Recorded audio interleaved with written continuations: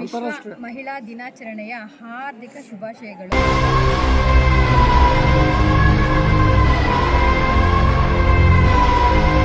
ನಾರಿಯಂತೂ ಪೂಜ್ಯಂತೆ ರಮಂತೆ ತತ್ರ ದೇವತಃ ಅಂತ ಹೇಳ್ತಾರೆ. ಅಂದರೆ ಎಲ್ಲಿ ನಾರಿಯರನ್ನು ಪೂಜಿಸ್ತಾರೋ ಅಲ್ಲಿ ಸಕಲ ದೇವತೆಗಳು ಸಹ ಹರಿಸ್ತಾರೆ, ಹಾರೈಸ್ತಾರೆ ಅನ್ನೋದು ಇದರ ಅರ್ಥವಾಗಿದೆ. ಅಂದರೆ ಯಾವುದೇ ಒಂದು ರಾಜ್ಯವನ್ನು, ಯಾವುದೇ ಒಂದು ದೇಶವನ್ನು ಒಂದು ತಾಯಿಗೆ, ಒಂದು ಹೆಣ್ಣಿಗೆ ಹೋಲಿಸ್ತಾರೆ ಅಂದರೆ ಅದು ನಮ್ಮ ಭಾರತ ದೇಶ ಮಾತ್ರ. ನಮ್ಮ ಭಾರತ ದೇಶವನ್ನು ನಾವು ಒಂದು ಭಾರತ ಮಾತೆ ಅಂತಲೇ ಕರಿತೀವಿ.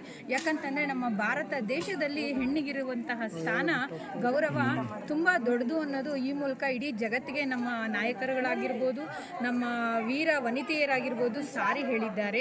ಹೇಗೆ 12ನೇ ಶತಮಾನದಲ್ಲಿ ಅಕ್ಕ ಮಹಾದೇವಿಯವರು ಲಿಂಗಭೇದವನ್ನು ಮಾಡಬಾರ್ದು ಅಂತ ಹೇಳಿದ್ರು, ಅದೇ ರೀತಿ ಇವತ್ತಿಗೂ ಸಹ ಲಿಂಗಭೇದ ಅನ್ನೋದು ಸಾಧನೆಗೆ ಯಾವುದೇ ರೀತಿ ತೊಡಕಾಗಲ್ಲ.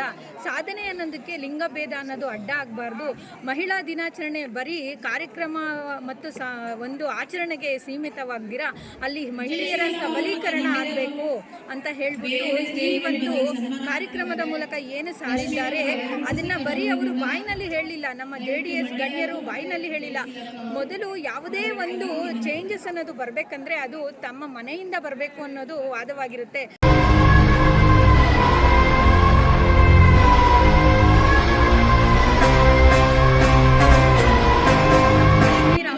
ಸಹ ಈ ಒಂದು ಕಾರ್ಯಕ್ರಮವನ್ನು ಆಯೋಜಿಸಿದ್ದಾರೆ. ಹಾಗೆ ನಮ್ಮ ಯಶವಂತಪುರ ವಿಧಾನಸಭಾ ಕ್ಷೇತ್ರದ ಶ್ರೀಯುತ ಜವರಾಯಗೌಡರು ಈ ಕಾರ್ಯಕ್ರಮಕ್ಕೆ ನಮ್ಮನ್ನು ಆಹ್ವಾನಿಸಿದ್ರು. ಅವರಿಗೂ ಸಹ ನಾನು ತುಂಬ ಹೃದಯದ ಧನ್ಯವಾದಗಳನ್ನು ಹೇಳ್ತೇನೆ. ಮಾನ್ಯ ಕುಮಾರಸ್ವಾಮಿಗಳು ಹೇಳಿದಂತೆ ಹೆಣ್ಣುಮಕ್ಕಳಿಗೆ ಅಡೆತಡೆಗಳು ಅನ್ನೋದು ತುಂಬ ಸರ್ವೇ ಸಾಧಾರಣ. ಅದನ್ನೆಲ್ಲ ಮೀರಿ ಯಾವ ಮಹಿಳೆ ಬಂದು ತನ್ನ ಒಂದು ವ್ಯಕ್ತಿತ್ವವನ್ನು, ತನ್ನ ಒಂದು ಸ್ವತಂತ್ರವನ್ನು ಅವಳು ಗುರುತಿಸ್ಕೊಳ್ತಾಳೋ ಅಂಥವಳಿಗೆ ಯಾವಾಗಲೂ ಅವಕಾಶ ಇದ್ದೇ ಇರುತ್ತೆ ಅನ್ನೋದು ಅವರ ಮಾತುಗಳಲ್ಲಿ ಅಲ್ಲ, ಅವರ ಕಾರ್ಯಾಚರಣೆಯಲ್ಲೂ ನಾವು ನೋಡಬಹುದಾಗಿದೆ.